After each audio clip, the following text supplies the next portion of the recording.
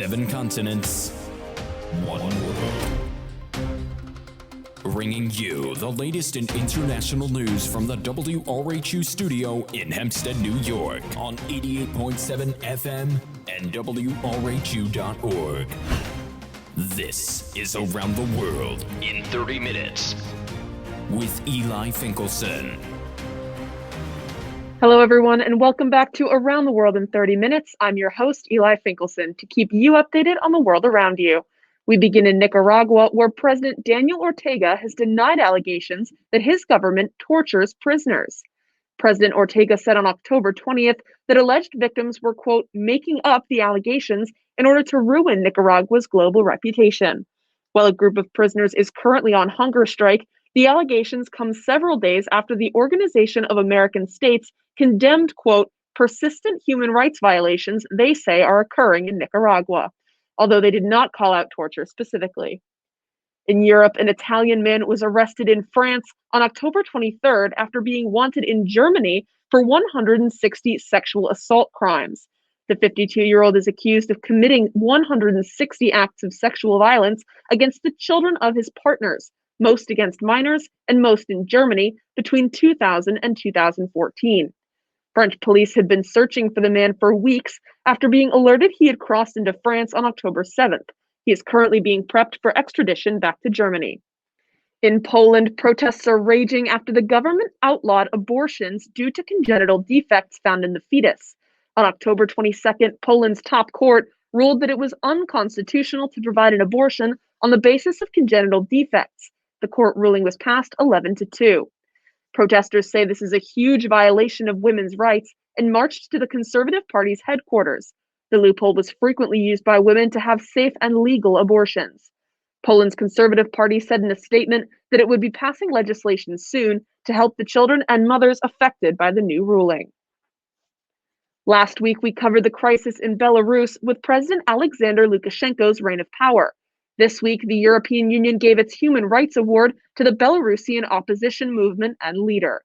The EU has already placed sanctions on Belarusian officials suspected of election tampering and have threatened Lukashenko himself with sanctions.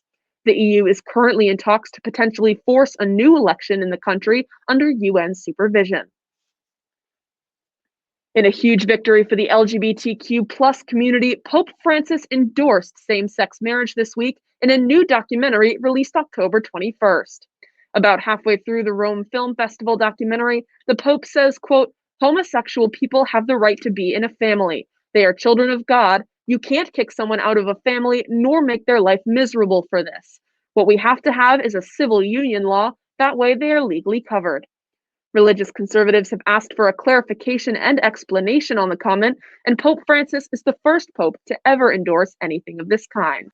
An almost decade-long battle in Libya has ended after a permanent ceasefire agreement was signed in Geneva on October 23rd. Libya's government and oppositional forces have been feuding since 2011, with the official government controlling the capital and surrounding areas, and the rebels led by a former general controlling eastern parts and Benghazi. The ceasefire states, quote, all military units and armed groups on the front lines shall return to their camps, and this will be, quote, accompanied by the departure of all mercenaries and foreign fighters from all Libyan territory, land, air, and sea within a maximum period of 3 months from today. Millions have been displaced in the past decade that can now return home should the country's factions follow through on peace promises. In Syria, an ally of President Bashar al-Assad was assassinated on October 22nd when his vehicle was targeted by a car bomb. BBC News reports Sheikh Mohammed Adnan al-Afayuni was most well known in Syria for his important talks with rebels in the Damascus region. Hundreds attended the leader's funeral on October 23rd. Syria has been in the midst of a civil war for 9 years now that has left 380,000 people dead and over 13 million people displaced. Last week, we covered the massive tropical storms hitting Vietnam, Laos, and Cambodia, with more storms potentially in the near future. As of October 23rd, over 115 people are dead, many are missing, and tens of thousands of people have been displaced due to flooding and landslides. Almost 8,000 acres of cropland have been destroyed or damaged, and hundreds of thousands of livestock animals have perished. While this is known to be rain season for the area, local news outlets say this season has been uncharacteristically destructive. On October 22nd, a national inquiry in Australia revealed there are approximately 50 sexual assaults every week in the country's aged care sector. The report said that between 2018 and 2019, there were a reported 2,520 sexual assaults of elderly people in care facilities in Australia. They believe it affects about 13 to 18% of elderly Australian citizens. Investigators said in total, they believe about 32,000 sexual, emotional, and physical assaults occur every year in the country's elderly sector. And your uplifting story of the week comes from Rome, where one of the world's only green puppies has been born. The puppy, named Pistachio, of course, has extremely rare coloring, which scientists believe occurs when a normally pale-colored puppy comes in contact with a pigment inside their mother's womb. The pigment is called biliverdin and is the same reason bruises in humans turn green. Pistachio's vibrant green won't last forever, fading until he is white again like his brothers and sisters. However, while his siblings will be adopted into new homes, the Italian farmer he was born to has decided to keep Pistachio and raise him to look after sheep just like his mama. And now for our continuing coverage of the COVID-19 pandemic. For the latest coronavirus stories and numbers from around the world, let's go to WRHU reporter Connor Donnelly. Connor?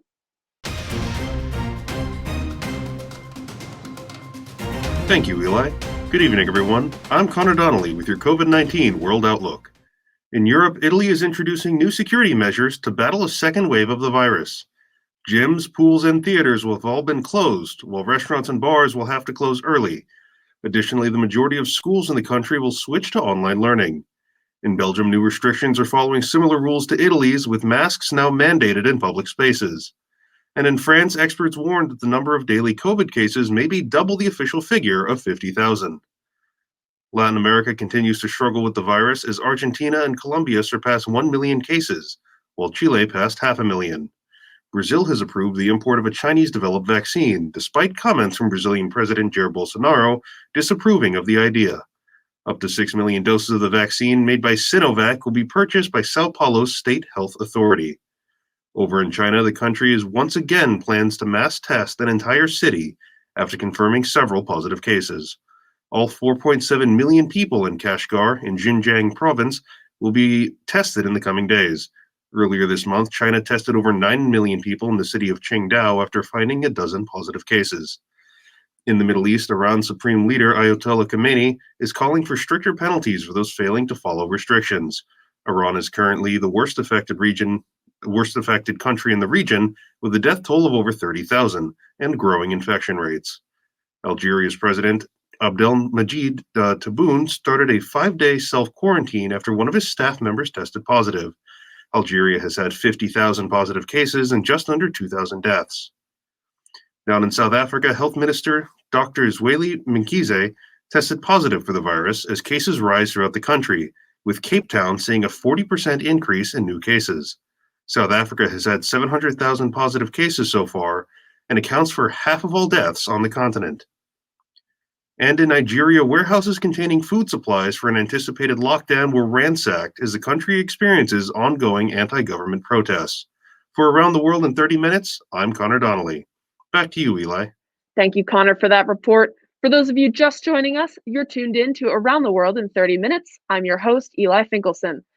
Let's now move to our featured topic of the week. This week has rocked the continent of Africa, with protests erupting across Nigeria in opposition to the country's Special Anti-Robbery Squad, otherwise known as SARS. SARS has long been accused of police brutality and has only added fuel to the fire by killing dozens of people this week during the protests. To get a better idea of why the protests are happening and the Nigerian government's response, I spoke with the Deputy Director of Advocacy and Government Relations of Amnesty International, Adotei Akwei.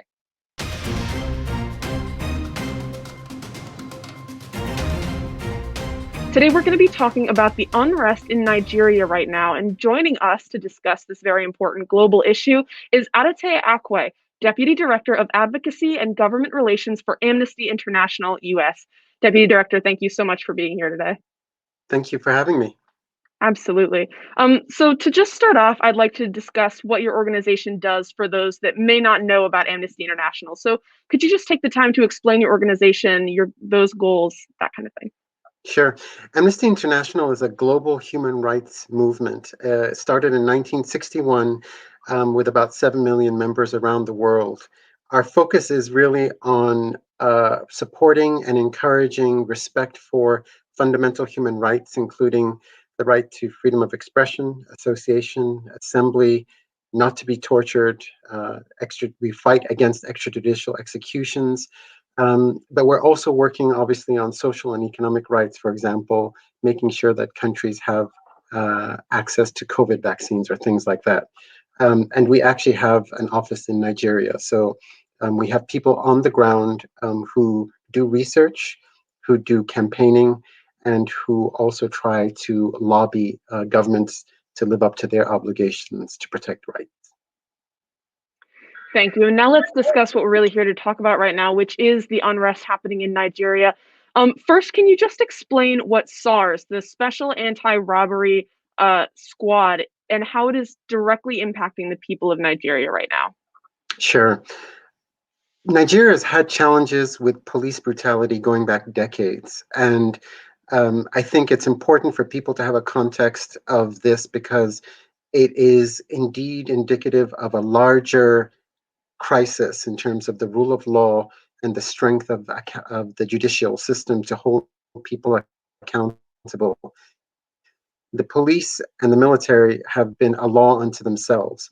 So that within that context, the Special Anti-Robbery Unit, SARS as it's called, is perhaps the poster child for the worst abuses.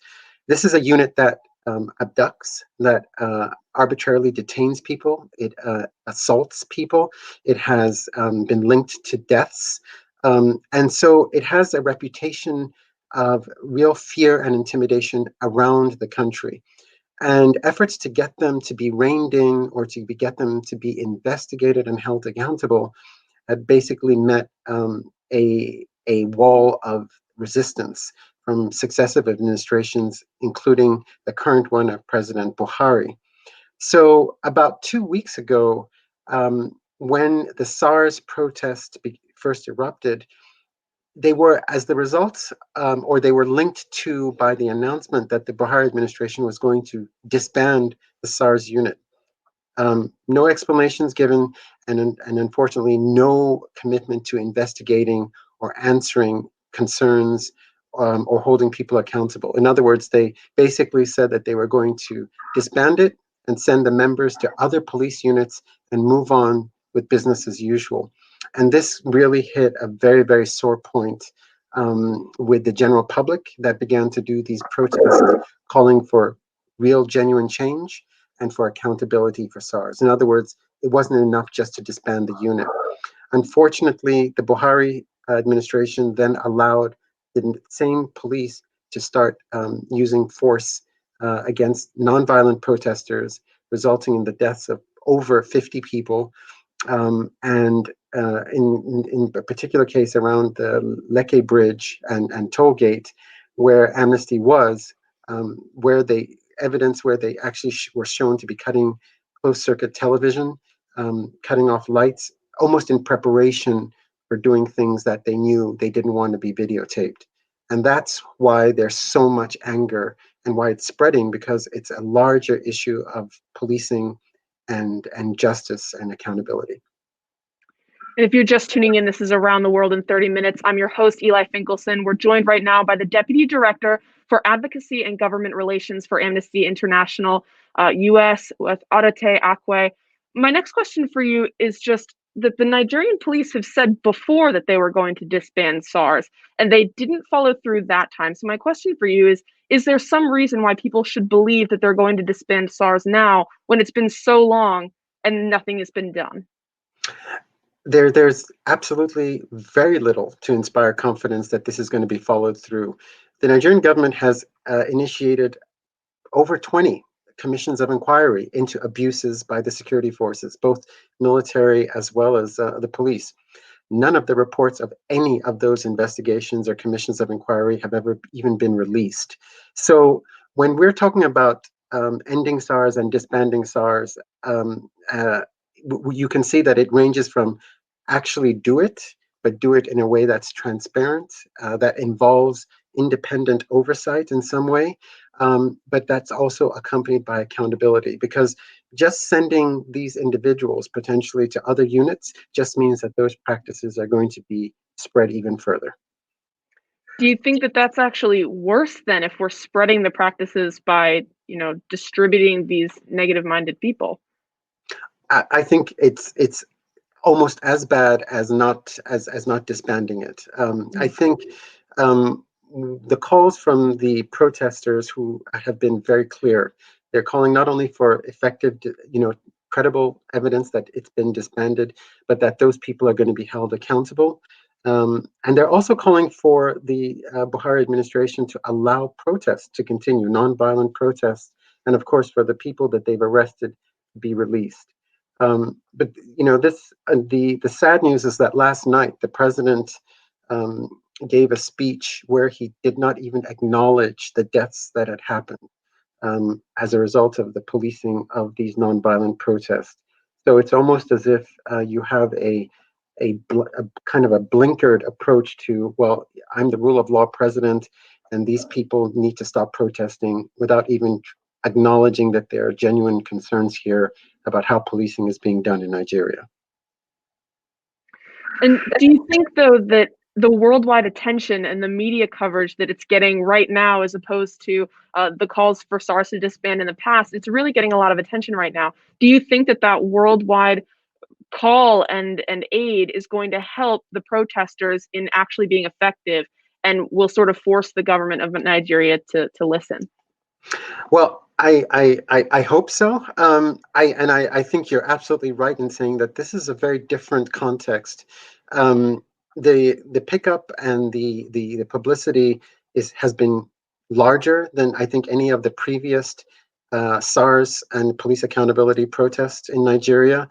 I think there's a sensitivity coming from the summer of 2020 here in the United States, where policing became front and center, a national issue that got covered in many countries in Africa, including Nigeria.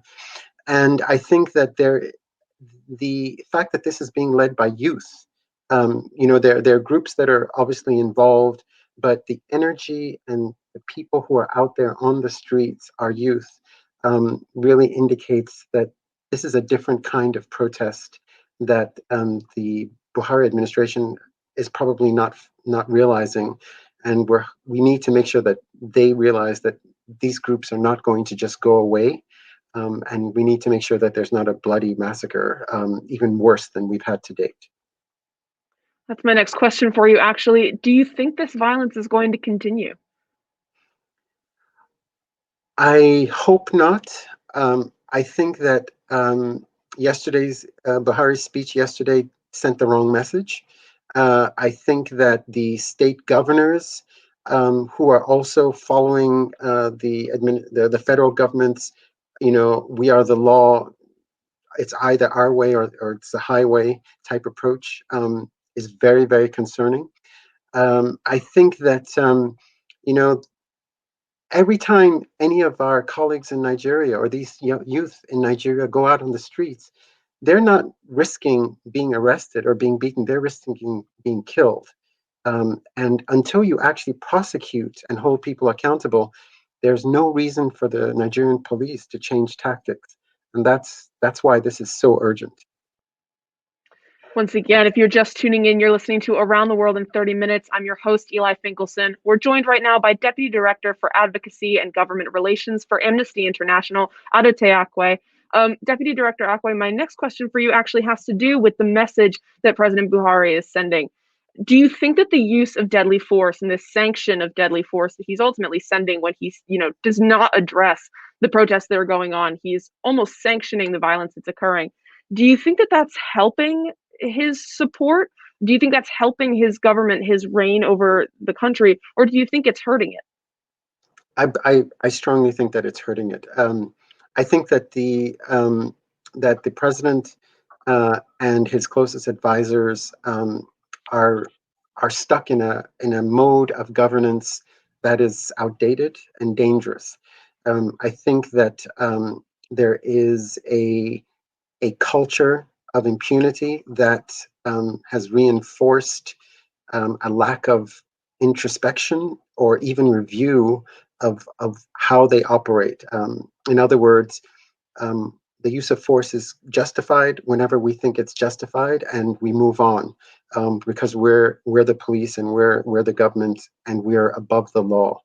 So I think that you know, this is really the challenge now: is whether this movement will not only result in, of course, reform of SARS, but potentially even a beginning of a discussion of governance, good governance. In other words, what is an elected government supposed to be? It's supposed to be accountable.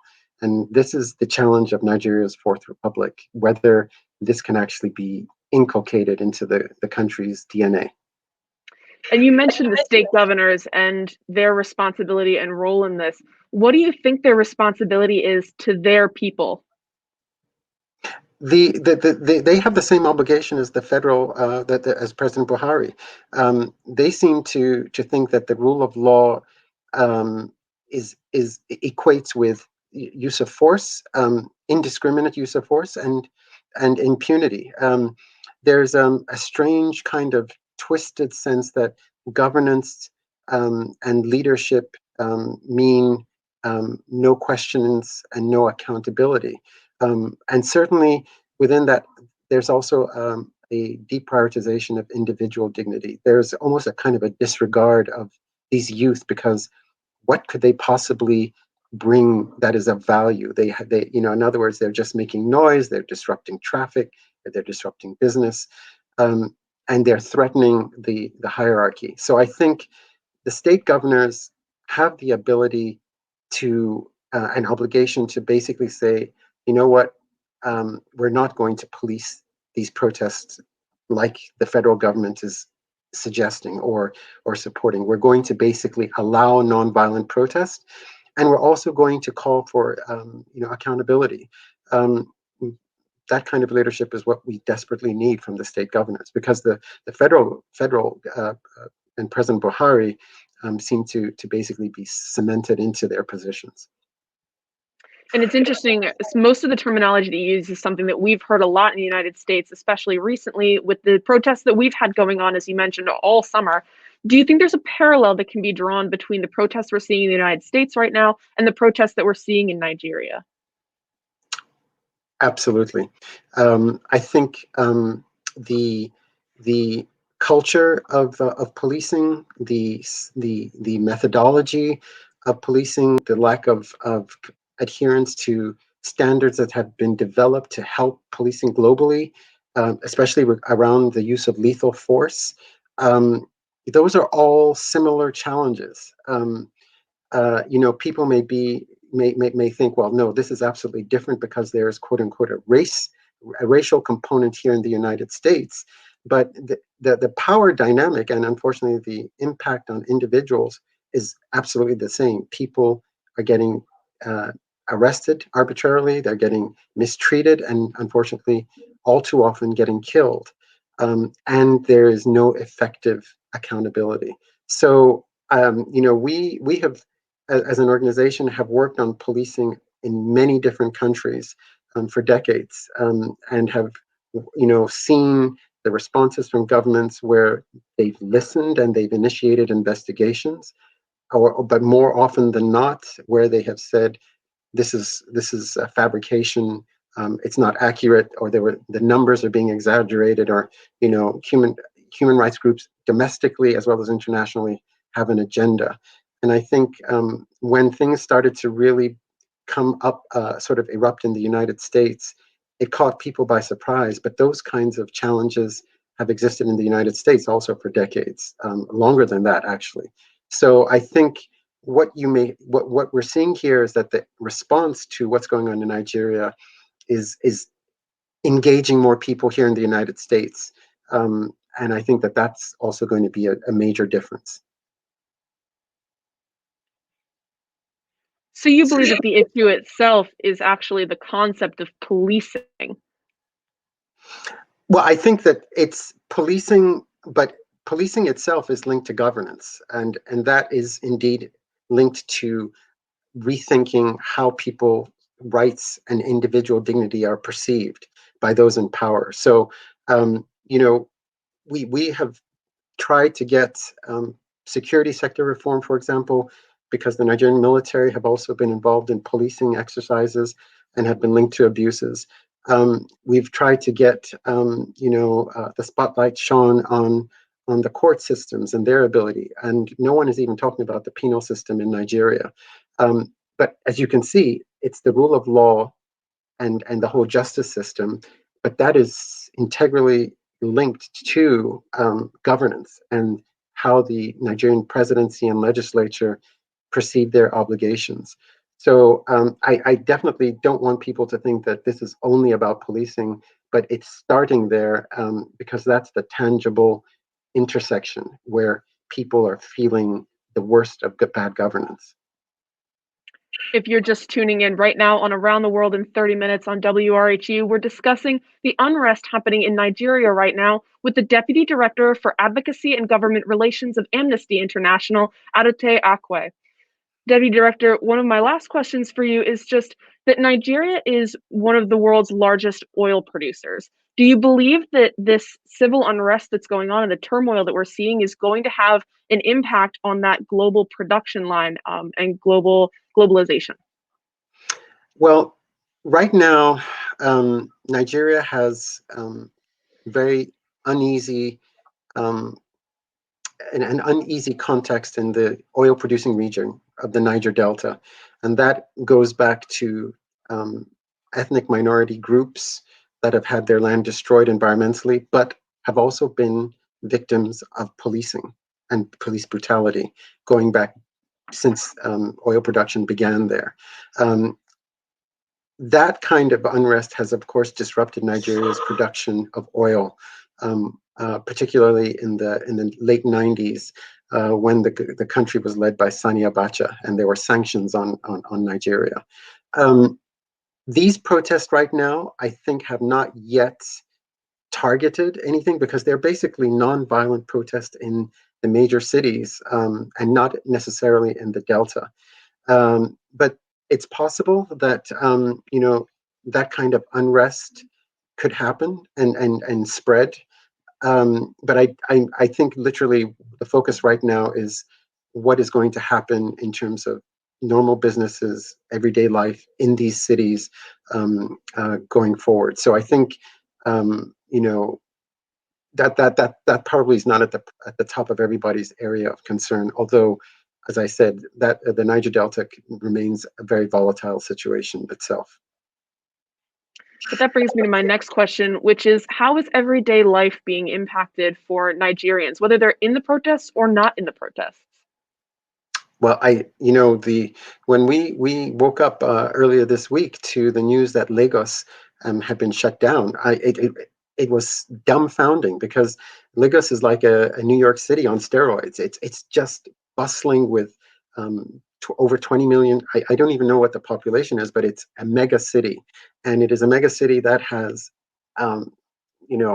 activity going on, helter skelter, even post-SARS, COVID-19. So I think what you're seeing obviously would be, some areas of the cities are being disrupted and business and traffic and people are potentially staying at home. That's added on to the SARS restrictions, where the Nigerian police have also been complicit in, using extra unnecessary force in enforcing those restrictions. But I suspect that there are all the other parts of the country where, life goes on normally. But I do think that the protests are spreading, and I think that yesterday's presidential response from Buhari is only going to add fuel to the fire because it offered nothing. It basically said, again, stop it, or you'll pay the consequences. And finally, is there something that global superpowers like the United States, like even somebody like England, are there things that global superpowers should be doing to interfere with what's going on? I would say not interfere, but at least respond to. And yes, I think you've seen some wonderful statements from the US Congress, as well as from the Secretary of State. I think those are the minimum. I think that they should be writing letters to President Buhari, urgent, whatever it is, basically saying this, we do not claim to be perfect, but we do know that using more force and cracking down is the wrong direction.